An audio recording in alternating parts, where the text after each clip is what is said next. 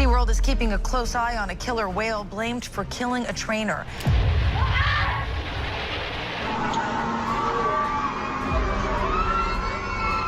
Lo que estás a punto de escuchar no es ficción, es real. Cientos de personas lo presenciaron y se convirtió en uno de los momentos más oscuros en la historia de los parques marinos. Frente a una audiencia abarrotada estaba Dawn Brancheau, una entrenadora experimentada con más de 15 años de experiencia. A su lado estaba Tilikum, una orca de 5.443 kilogramos envuelta en una belleza en blanco y negro. Para la multitud, era magia, humano y depredador en perfecta armonía. Pero bajo la superficie, el peligro acechaba. Brancheau murió el 24 de febrero, cuando Tilikum, una orca asesina de 6,7 metros y 5.443 kilogramos, agarró por la cola de caballo a la mujer de 40 años y la arrastró al agua. En un solo instante, la maravilla se convirtió en caos. Y la oscura verdad de estos depredadores ápice fue revelada, cambiando para siempre la forma en que vemos los espectáculos marinos. La trágica muerte de Dawn Brancheau. En un fatídico miércoles a finales de febrero del año 2010, todo en SeaWorld Orlando parecía un día normal. Las familias llenaron el área Dine with Shamu, equilibrando bandejas de comida mientras miraban hacia la enorme piscina G. Los entrenadores estaban en el estadio, haciendo sus tareas habituales, y nada parecía inusual. Para la multitud, todo era parte de la experiencia SeaWorld: risas, emoción y la emoción de ver orcas de cerca. Dawn Brancheau, de 40 años de edad, estaba en el centro de todo.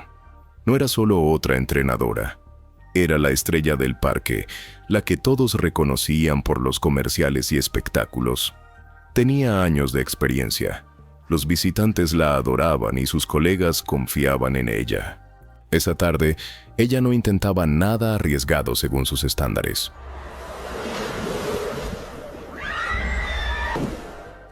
Ella estaba sentada en un saliente poco profundo a solo unos centímetros por debajo de la superficie del agua, preparando un comportamiento llamado imitación de disposición.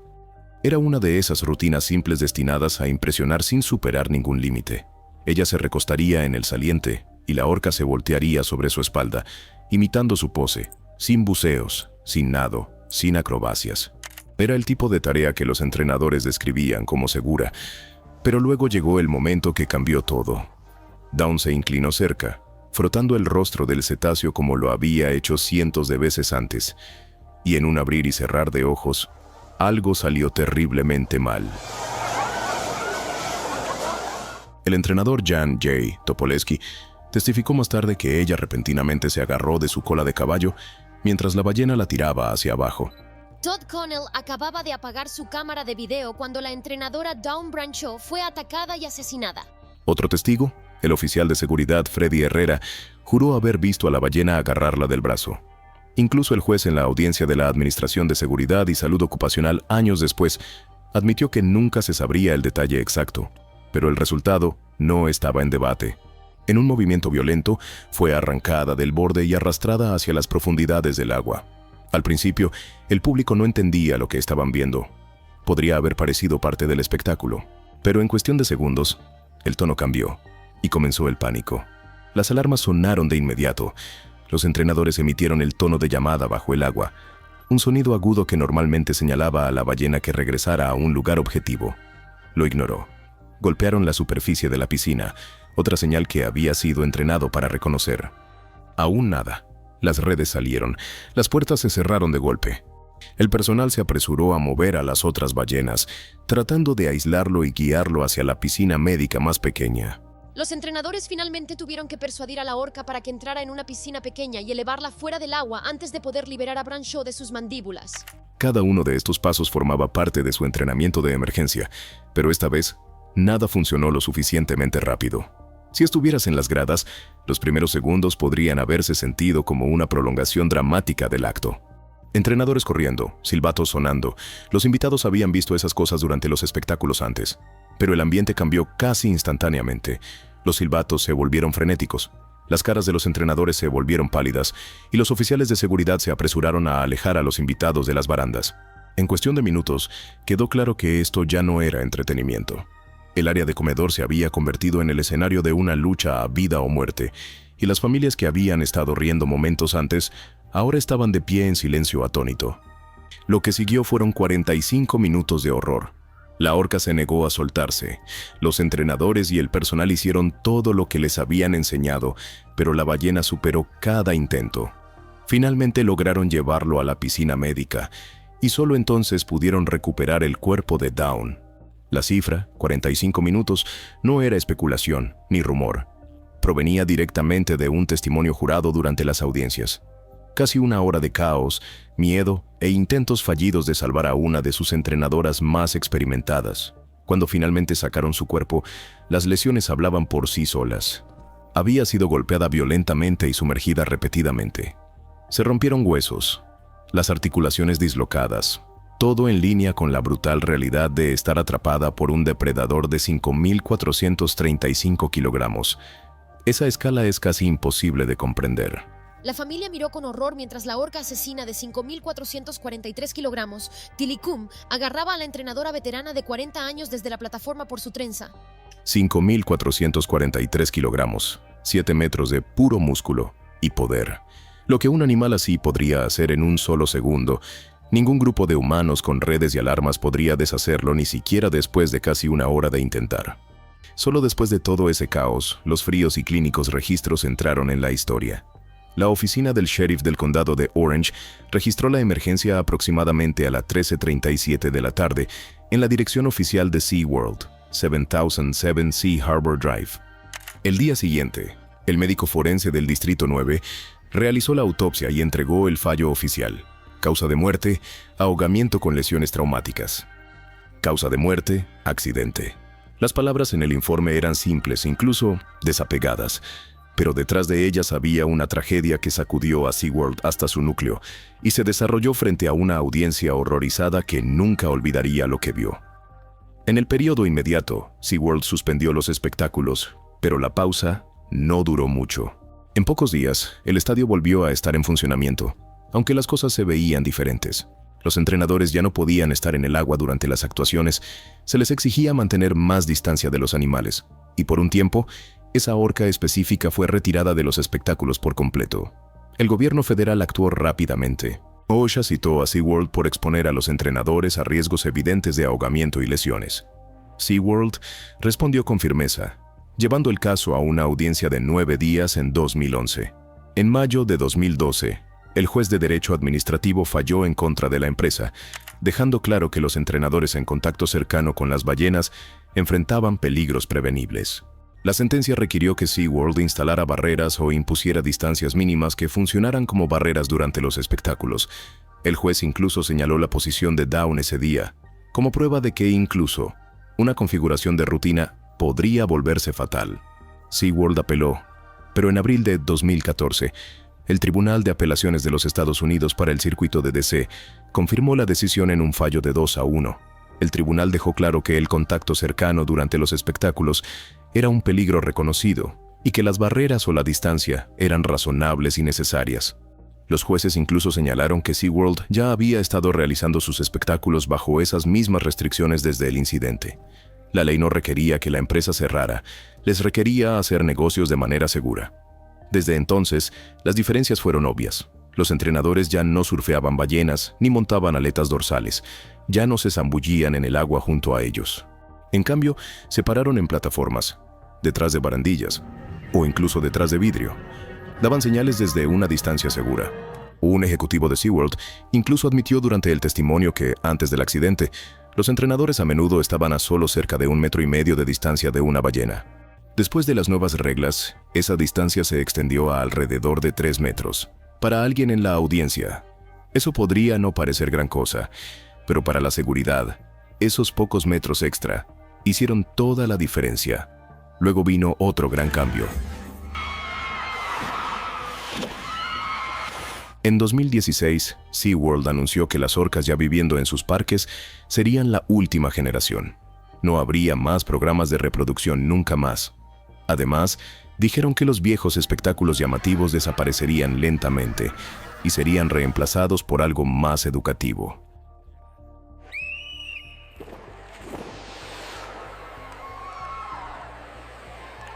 En San Diego, el famoso espectáculo One Ocean terminó en enero de 2017.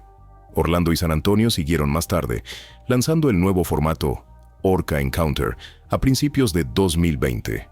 Los días de los espectáculos teatrales con ballenas llegaron a su fin. Al final del día, todo se reducía a una simple verdad. El estilo de entrenamiento de SeaWorld no era mágico.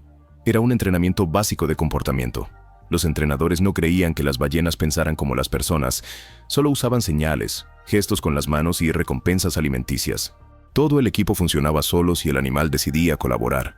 Y cuando la ballena no lo hacía, las únicas herramientas de respaldo eran cosas físicas como redes, puertas y tratar de moverlo a otra piscina. Pero esas cosas tomaban minutos para prepararse, y en el agua, cada segundo cuenta. Por eso OSHA y el tribunal dijeron que mantener el espacio y las barreras entre los entrenadores y las ballenas no era solo una sugerencia, tenía que ser la regla. La muerte de Dawn no fue un accidente aleatorio que nadie podría haber previsto. Demostró la dura verdad. No importa cuán hábil o experimentado sea un entrenador, un depredador de 5.443,11 kilogramos puede tomar el control en segundos. Para saber por qué Dawn nunca tuvo una oportunidad, tienes que saber por lo que Tilikum ya había pasado. It was taken in 1992 at Sealand of the Pacific, a Victoria area attraction that is now closed, shortly after Tilikum killed Sealand trainer Kelly Byrne. La oscura vida de Tilikum.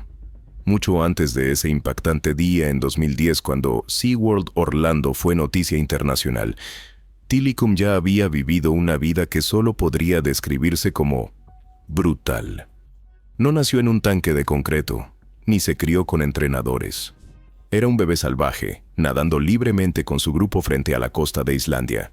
Pero en noviembre de 1983, todo le fue arrebatado. Tenía solo 2 años, apenas entre 3,3 a 3,6 metros de longitud cuando los cazadores lo atraparon en una red de cerco dentro de un estrecho fiordo llamado Berufjordur, en la costa este de Islandia. Un momento, estaba en el océano abierto. Al siguiente, fue arrancado de su familia y empujado a un mundo de paredes de acero. Durante los siguientes meses, fue mantenido en un pequeño tanque en un zoológico marino cerca de Reykjavik, en un pueblo llamado Hafnarfjörður.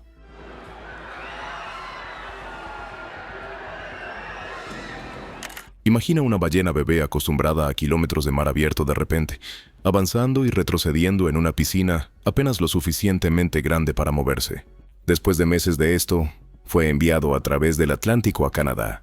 Su destino era un pequeño parque marino llamado Sealand, del Pacífico en Victoria, Columbia Británica, y ahí fue donde realmente comenzó su pesadilla.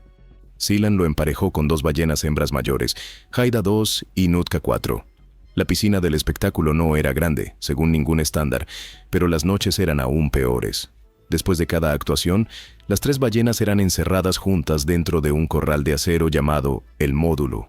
Era de solo unos 8 metros de ancho y menos de 6 metros de profundidad. Imagina eso.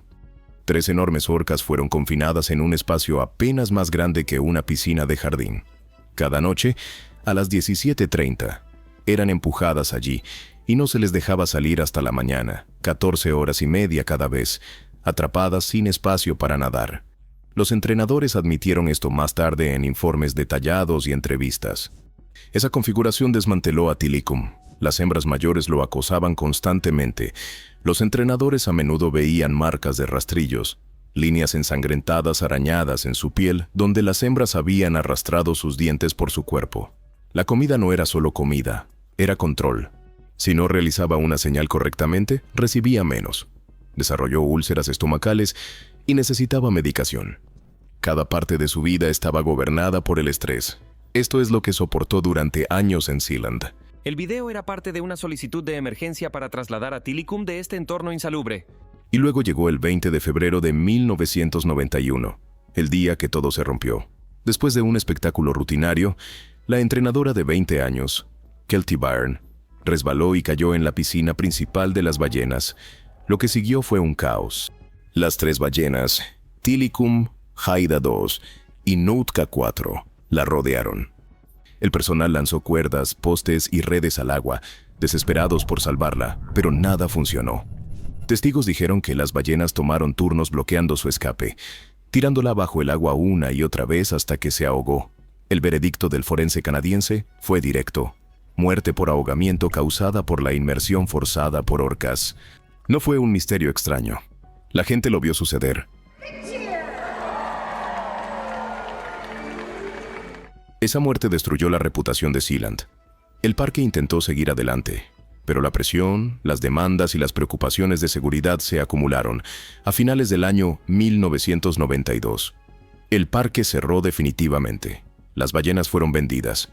En enero de 1992, los reguladores estadounidenses aprobaron la transferencia de emergencia de Tilikum a SeaWorld. Orlando Nootka 4 fue enviada con él, mientras que Haida 2 y su cría, Cayucot. Aunque el nacimiento de un bebé siempre es motivo de celebración, este nacimiento es especial. Fue a SeaWorld San Antonio. Incluso antes de que Tilikum saliera de Canadá, ya había sido padre de una cría. El 24 de diciembre de 1991, Haida II dio a luz a un niño llamado Cayucot.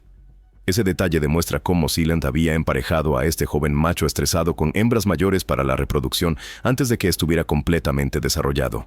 Los registros de mamíferos marinos lo confirman hasta la fecha. Florida se suponía que sería un nuevo comienzo.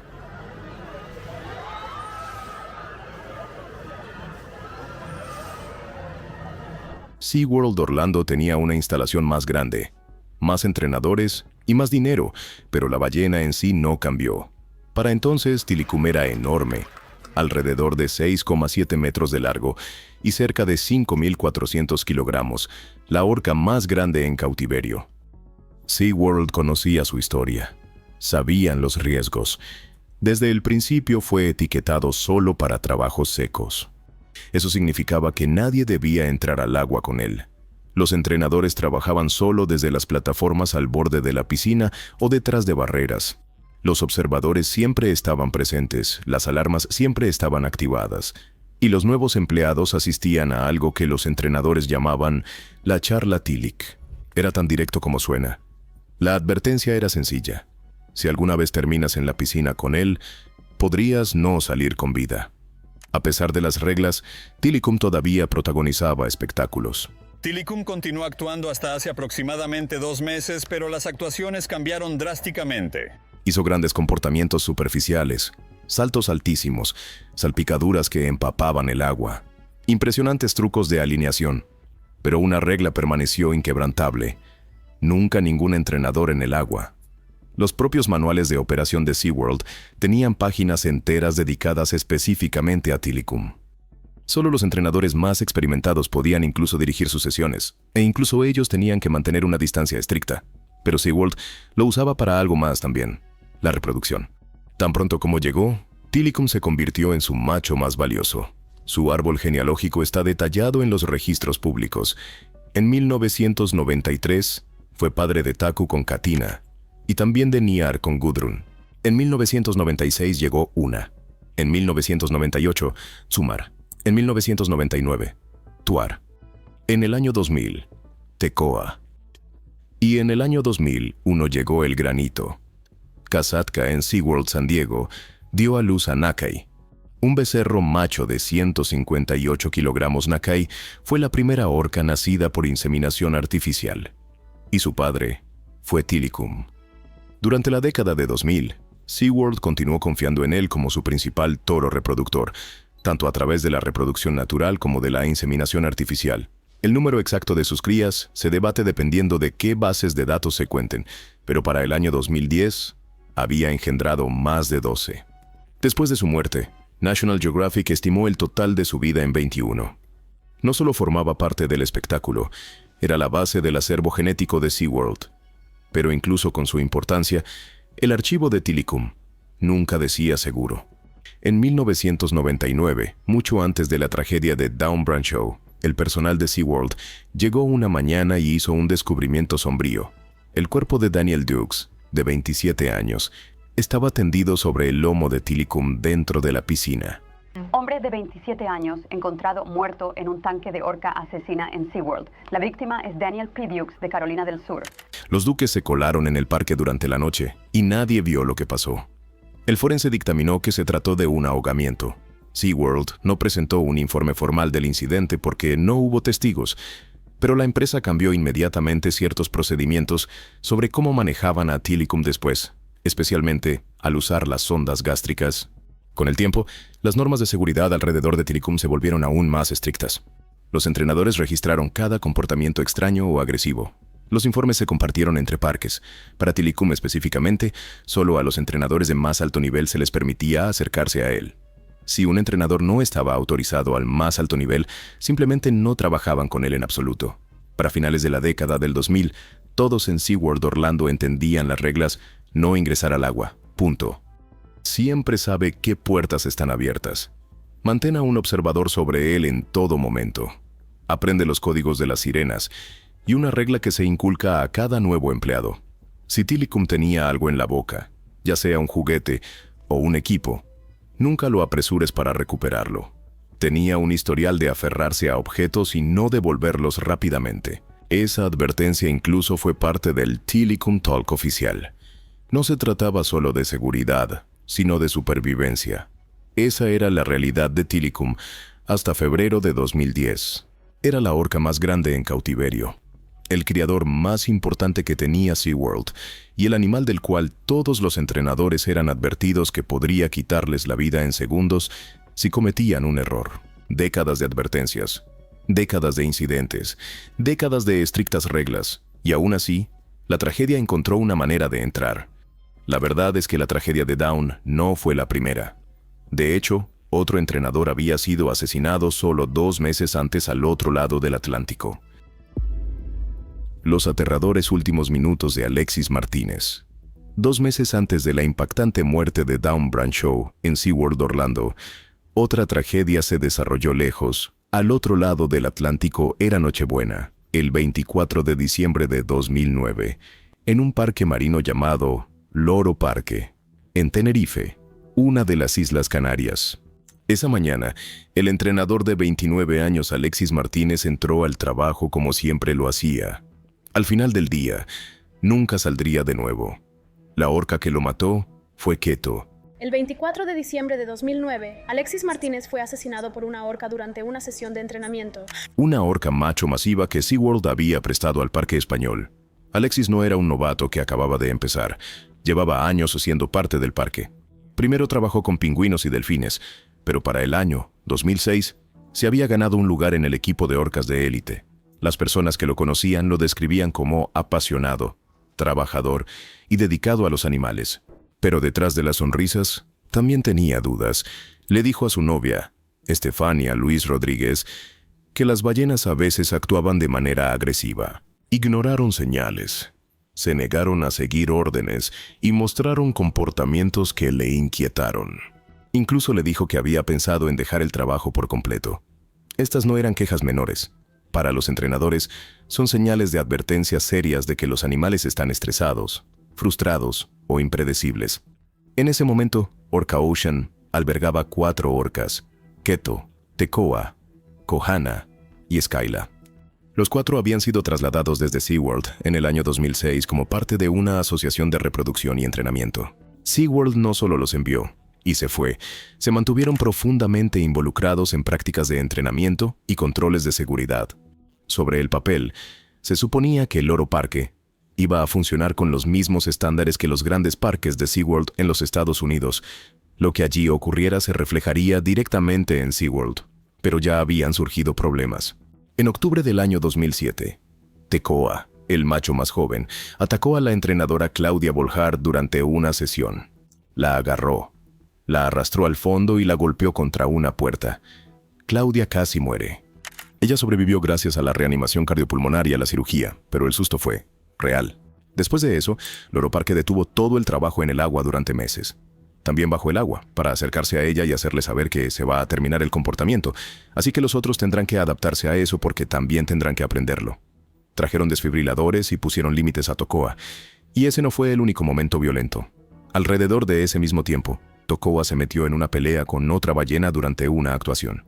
Los entrenadores describieron la escena como horrorosa, el escenario manchado con la sangre de la ballena herida. Con historias así, nadie podría afirmar honestamente que el parque era seguro. En la víspera de Navidad de 2009, Alexis estaba ensayando para un espectáculo navideño con Keto. La piscina en Orca Ocean tiene una profundidad de unos 12 metros, y eso importa. En una piscina poco profunda, un entrenador podría salir trepando. Pero en un tanque profundo, una ballena tiene control total. Si una ballena decide mantenerte abajo, no volverás a subir a menos que te deje. SeaWorld está vigilando de cerca a una orca acusada de matar a un entrenador. Al principio nada parecía demasiado serio. Alexis le pidió a Keto que hiciera un salto espía, un movimiento en el que el entrenador se pone de pie sobre el rostro de la ballena mientras ésta sale del agua. Keto lo hizo, pero se inclinó y Alexis resbaló. No se dio una buena señal porque los entrenadores no recompensan el trabajo descuidado. Lo intentaron de nuevo, mismo resultado. Esta vez, Alexis usó un LRS, que significa escenario de refuerzo mínimo. Es una forma del entrenador de mantenerse neutral, sin recompensa, sin castigo, solo unos segundos de calma. Se supone que debe reiniciar la situación. Otro entrenador le dio a Keto algo de pescado para calmar las cosas, y parecía que el momento había pasado. Luego, Alexis se preparó para un movimiento de bajada, donde montaría a Keto bajo el agua, y luego subiría al escenario. Pero Keto se sumergió más de lo esperado, y Alexis abandonó el movimiento. Cambiaron a una señal de seguimiento manual más simple. Otra vez, Keto no lo logró. Otro LRS. Keto salió a la superficie junto a él, pero luego se interpuso entre Alexis y el escenario. Los entrenadores que observaban dijeron que fue en este momento cuando las cosas comenzaron a sentirse mal.